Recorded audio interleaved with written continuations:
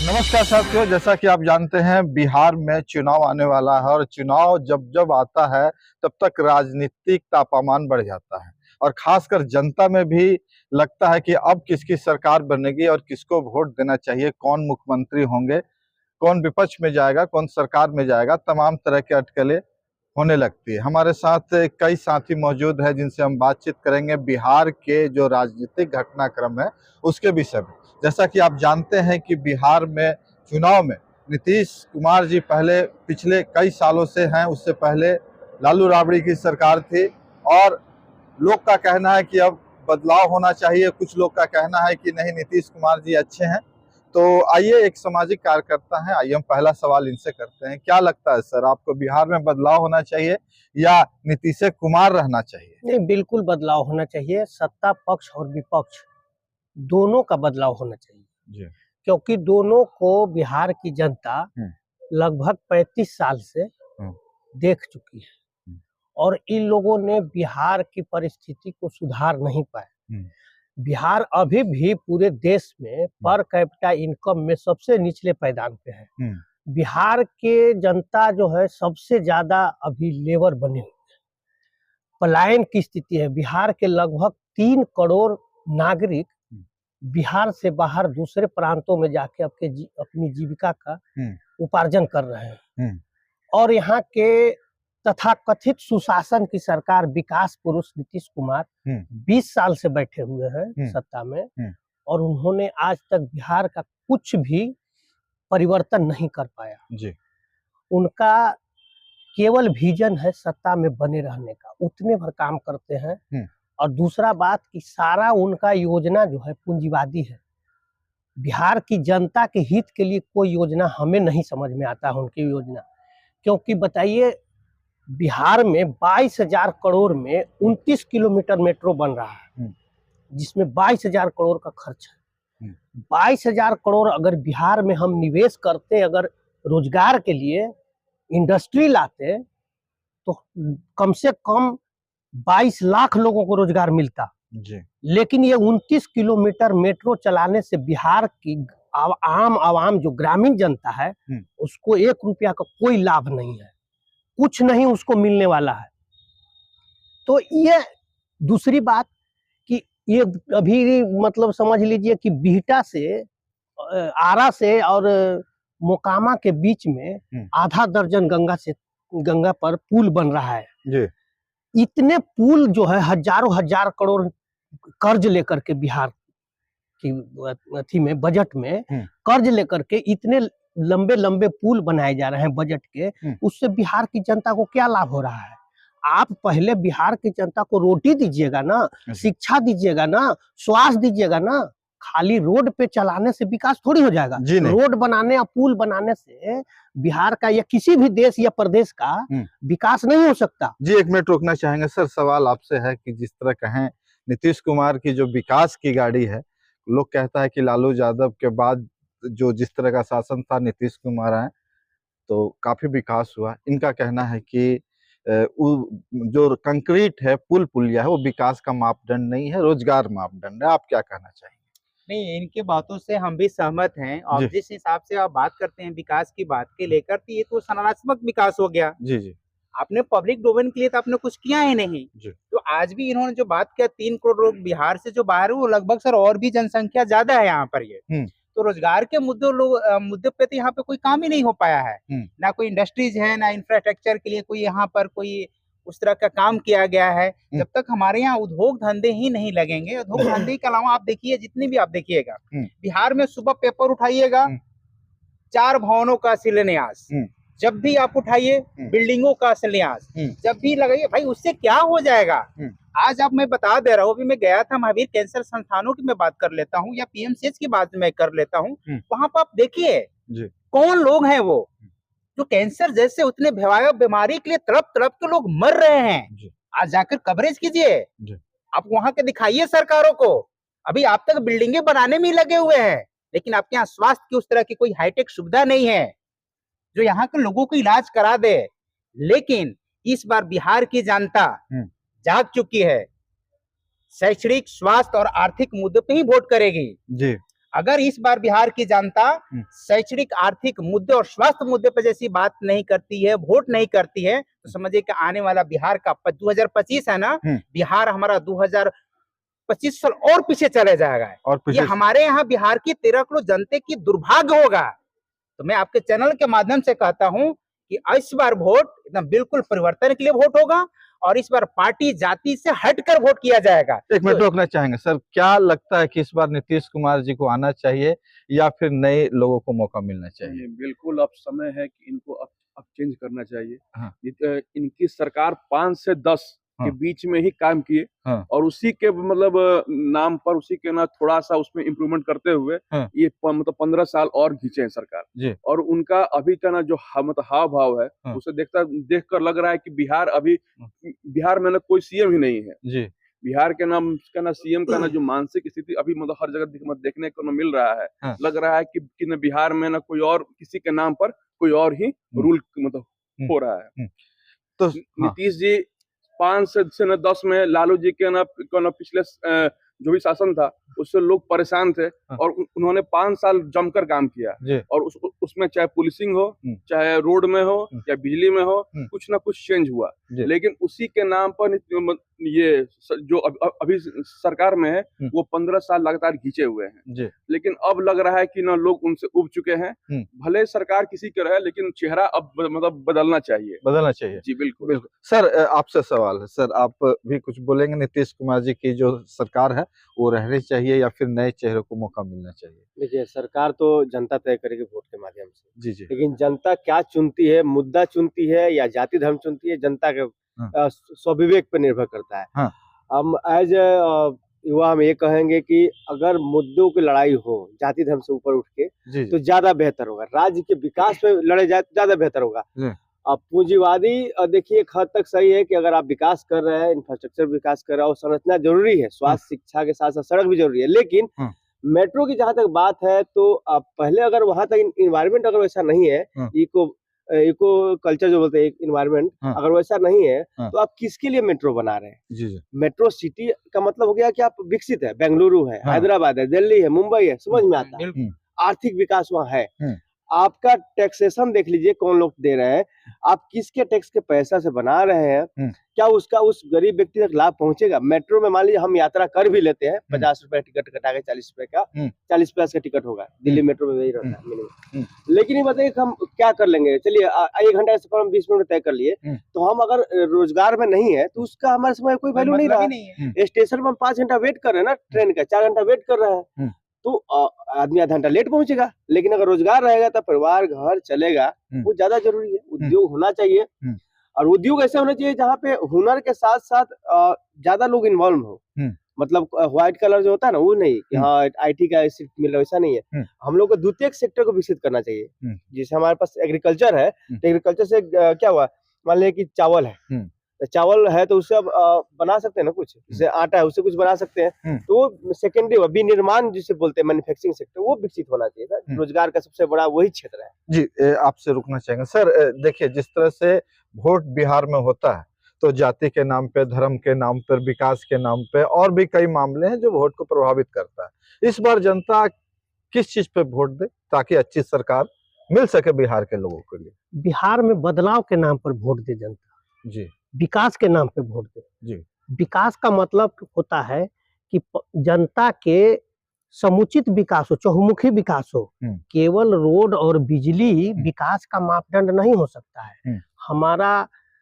हमारा सोच ऐसा होना चाहिए, विकसित सोच होना चाहिए, सभ्य सुसंस्कृत सोच होना चाहिए।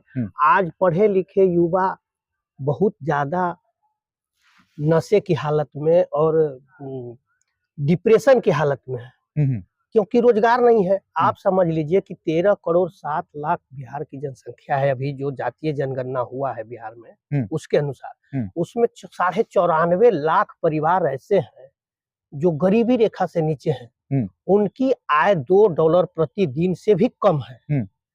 तो आप बताइए कि 1/3 परिवार, 35% परिवार एक बिलो पॉवर्टी लाइन है, और जो थोड़े बहुत हैं मीडियम क्लास के लोग, उनसे इतनी टैक्स वसूल की जा रही है कि सारा उनका समझिए कि खून निचोड़ लिया जा रहा है। आप समझ लीजिए बिहार में बिजली से एक उदाहरण आपको देते हैं कि बिजली में 13,344 करोड़ बिहार सरकार सब्सिडी दे रही है। 2 करोड़ परिवार कनेक्शन लिए हुए हैं बिहार में बिजली के, और दिल्ली में मात्र 66 लाख कनेक्शन है जी। दिल्ली में 8700 मेगावाट बिजली खपत होता है और बिहार में 6700 मेगावाट बिजली खपत होता है। लेकिन दिल्ली में 3250 करोड़ बिजली पे सब्सिडी गवर्नमेंट देती है और बिहार में 13,500 करोड़ सब्सिडी है। दिल्ली में 4 रुपए 60 पैसे प्रति यूनिट 500 तक यूनिट तक बिजली दर है।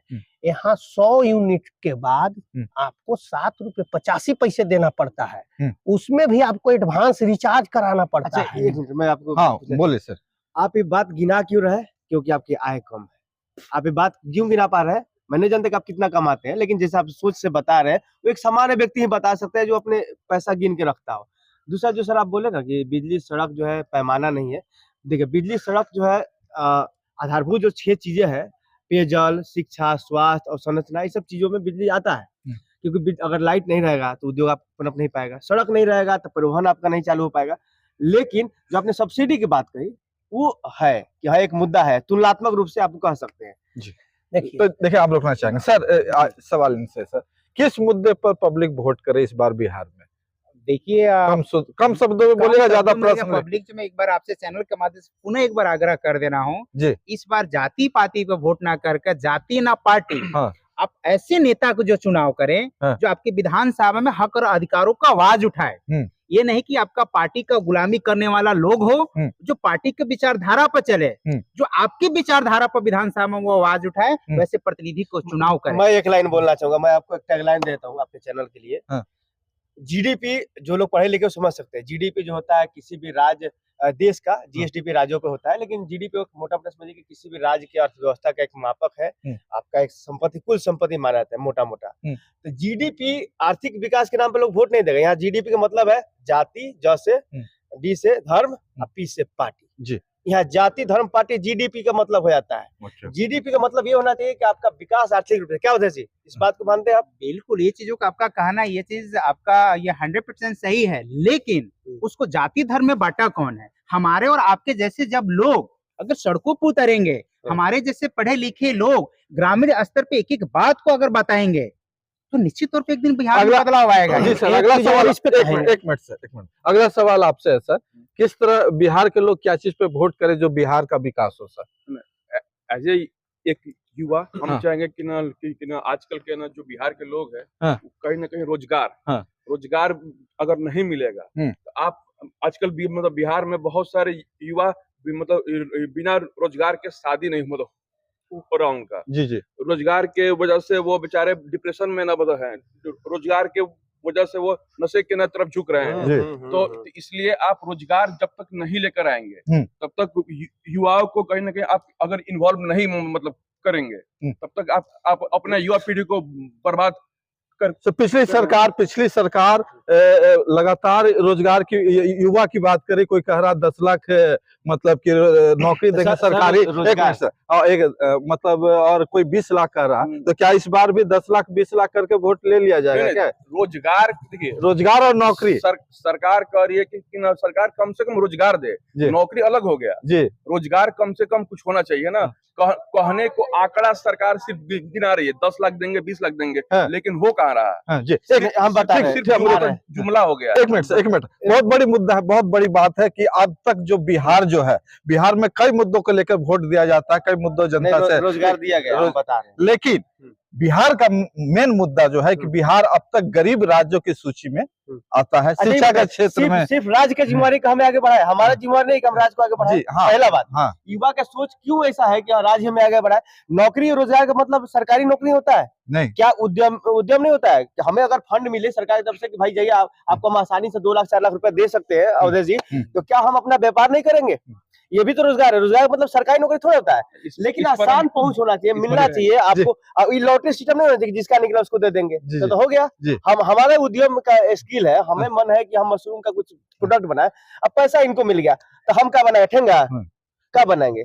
और रोजगार सरकार दिया है, डाटा है, अब ये के रोजगार फेयर नहीं हो पाया है, अब पेपर लीक हो गया, ये अलग बात है। सर अगला सवाल सर आपसे, बिहार गरीब राज्य की श्रेणी से कैसे बाहर निकलेगा? देखिए, बिहार गरीब राज्य की श्रेणी से बाहर निकलने का सबसे बड़ा उपाय है कि आप समझ लीजिए कि हम उपभोक्ता राज्य हैं जी। यहाँ हमारे पास उत्पादन का कोई साधन नहीं है। हम शिक्षा से लेकर के, स्वास्थ्य से लेकर के, एफएमसीजी जो हमारे जीवन यापन के जितने भी जरूरत के सामान है सब हम दूसरे राज्य से मंगाते हैं। हमारे यहाँ मात्र 1,500 करोड़ रुपया पर मंथ जीएसटी वसूल होता है और हम उसके लिए महाराष्ट्र से और कर्नाटका से हम लांछन झेलते हैं। क्यों कि वो लोग कहता है कि हम 65,000 पर मंथ जीएसटी दे रहे हैं, कर्नाटक बोलता है कि हम 12,000 रुपया पर मंथ दे रहे हैं और हमारा पैसा बिहार के विकास में योगदान करने के लिए दे दिया जाता है। तो हमारा आज 3 करोड़ नागरिक जो जाके दूसरे जगह काम कर रहा है, अभी देश के 54 लाख आईटी सेक्टर में बिहार का 17 लाख युवा जो है काम कर रहा है बंगलोर, पुणे और एनसीआर के आसपास में। आप बताइए कि अगर 22,000 करोड़ मेट्रो में लगा था, अगर आप आईटी सेक्टर का हब तैयार करते बिहार में तो 17 लाख युवाओं को यहाँ रोजगार मिलता जी। और हमारा युवा जो यहाँ सॉफ्टवेयर से लेकर के, एआई से लेकर के, ड्रोन और रोबोट में अपना स्किल लगाता तो हम यहाँ से सप्लाई देते दूसरे को, निर्यात कर सकते थे, उसका हमें टैक्स आता तो हमारा जीएसटी और टैक्स का कलेक्शन बढ़ता। लेकिन यहाँ पे केवल क्या है कि वोट के लिए जितना जरूरत पड़ सकता है काम का उतने ही किया जाता है, उससे अधिक नहीं। हम एक और उदाहरण बताते हैं, जब 2007 में उत्तर बिहार के कुशहा बांध तोड़ा गया था, वो तोड़ा गया था, बाढ़ से टूटी नहीं थी, वो तोड़ा गया था। क्यों? क्योंकि दिल्ली में उस समय मेट्रो प्रोजेक्ट और आईजीआई मान इंदिरा गांधी एयरपोर्ट का निर्माण चल रहा था, लेबरों का अभाव था दिल्ली में, तो यहाँ सरकार और यहाँ नौकरशाही के सहयोग से ये बांध तोड़वाया गया और ट्रेन भर भर के कम से कम महीना दिन बिहार के लेबर टाइप के मजदूर सर सॉल्यूशन बताया जाए।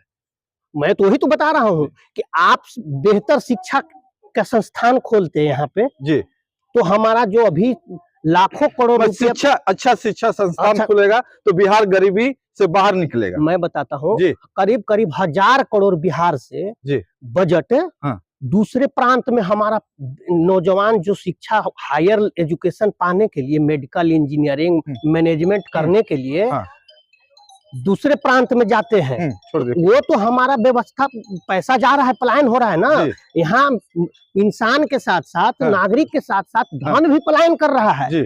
आप समझिए यहाँ कम से कम 2,000 करोड़ रुपया का सालाना दवा का खपत है। 2,000 करोड़ रुपया का अगर दवा बिहार में अगर 1,000 करोड़ का भी बनाते तो उससे रोजगार भी मिलता और टैक्स कलेक्शन भी आता। सर अगला सवाल आपसे, सर इनसे किया सवाल, बिहार गरीबी से कैसे निकलेगा सर? देखिए, कोई प्लान है वो बताइए सर। जो हम प्लान क्यों बताएं? क्यों प्लान तो सरकार को बनाने चाहिए, हम क्यों अपनी प्लान को उसके ऊपर हम थोपें? क्यों? सरकार किस लिए बैठी हुई है? उसके पास सरकार जो प्लान बना रही है, आपसे भी बात करेंगे, सरकार जो प्लान बता रही है, आपके पास कोई आइडिया है? इतने सालों तो आइडिया क्यों, अपनी आइडिया को दो। आइडिया जब सत्ता में आएंगे अपनी आइडिया को वहां प्रस्तुत करेंगे, अभी हम आइडिया क्यों करें? लेकिन सवाल आपसे भी है, ये सवाल आपसे उन नेताओं से पूछिए जी, बिल्कुल बिहार में उनने इतने सालों तक अभी तक उन लोगों ने राज किया, जो समाज के नाम पे, जाति के नाम पे, धर्म के नाम पे, विकास के नाम पे। जी, तो आपसे सवाल उनसे पूछना पड़ेगा ना। जी जरूर पूछा जाएगा। हम आइडिया क्यों दे देंगे? आपके पास कोई सोल्यूशन है कि बिहार गरीबी है? सोल्यूशन है, लेकिन आप जब आइएगा सत्ता में, बिल्कुल जब सोल्यूशन है, उस सोल्यूशन का जवाब जो सत्ता में जो लोग रहेंगे, जब हम उस सत्ते में जीत कर जाएंगे, उस पर हम उस पर सवाल को पूछेंगे। ये सोल्यूशन होने के बावजूद आपने इतने सालों तक क्यों नहीं इस पर काम किया? जी सर, सवाल आपसे है कि किस तरह गरीबी से बाहर निकलेगा बिहार का राज? सबसे पहले तो ना शिक्षा पर अगर ध्यान दें। बिहार में आपके पास आता है, बिहार में शिक्षा चौपट हो चुकी है। शिक्षा पर पहले ध्यान दे। दूसरा चीज की रोजगार के लिए एक इन्वायरमेंट बनाया जाए। सरकार जैसे इन्होंने कहा कि ना सरकार पैसा देगी, सरकार से ही क्यों चाहते हैं, लेकिन अगर आप एक लोन के लिए जाए, मुद्रा लोन, इतना बीजेपी उसको की प्रचार, आप जाएंगे किसी लोन के लिए, बैंक आपको इतना परेशान कर देगा कि आप लास्ट में ना थक कर अपना प्रपोजल पूरे में ना फेंक देंगे। तो सरकार को एक ऐसा इन्वायरमेंट यहाँ पर क्रिएट करना होगा ताकि जो युवा है उनको कहीं ना कहीं से एक फंडिंग हो ताकि वो अपना रोजगार कर सके। अगर एक रोजगार बनेगा उसके इर्द गिर्द एक हमारा इकोनॉमी का ना एक सेक्टर मतलब होगा, डेवलप होगा जी। तो उसके अलावा सरकार को और भी आईटी पार्क है, फूड प्रोसेसिंग पार्क है, फिर से ये कपड़े के लिए मतलब टेक्सटाइल हो गया, लेदर हो गया, बहुत सारी चीजें। सरकार को इसके लिए विशेष ध्यान देना पड़ेगा बिहार पर। जो बिहार आज से 30 साल पहले, 40 साल पहले यहाँ पर मैन्युफैक्चरिंग होता था, आज सब चौपट है। हमारे यहाँ चीनी हो, गुड़ हो, सब कुछ होता था। तो आखिर जो सब मिलें बंद पड़ी है, सरकार को उस पर ध्यान देना होगा। आखिर जब मिल चालू होगा, फैक्ट्री चालू होगी, तभी तो लोगों को ना काम मिलेगा, लोगों के हाथ में पैसा आएगा। लोगों के हाथ में पैसा आएगा तो फिर सरकार के भी पास टैक्स जाएगा और लोग खर्चा मतलब करेंगे, और लोग जब खर्च करेंगे तो और भी इकोनॉमी उसके साथ साथ ग्रो होगा। क्योंकि आखिर जब तक आप सिर्फ आप आश्रित हैं कि हम कहीं से ना काम किए, 500 रुपया मिला तो हमारा परिवार मतलब कैसे भी ना पेट मतलब भरे। जिस दिन आप 1000 कमाएंगे, 500 आपका घर पर ना खर्चा होगा, 500 आप बाहर खर्च करेंगे, तो कहीं ना कहीं आपकी इन्वायरमेंट में ना भी एक इकोनॉमी बूम होगा। जी जी, चलिए बहुत बहुत धन्यवाद सर। लास्ट सवाल आपसे है सर, बिहार कैसे गरीबी रेखा से बाहर निकलेगा सर? क्योंकि बिहार में देख रहे हैं कि लोग बहुत स्थिति है बहुत दयनीय है। क्या आपके पास कोई आइडिया है, कोई विजन है? विजय सिन्हा जी कल एक हम देख रहे थे, पीएनबी बैंक के उसमें बोल रहे थे जी जी कि 6000 इनकम वाले लोग जो है इतने हैं, 10,000 से कम इनकम वाले लोग इतने हैं।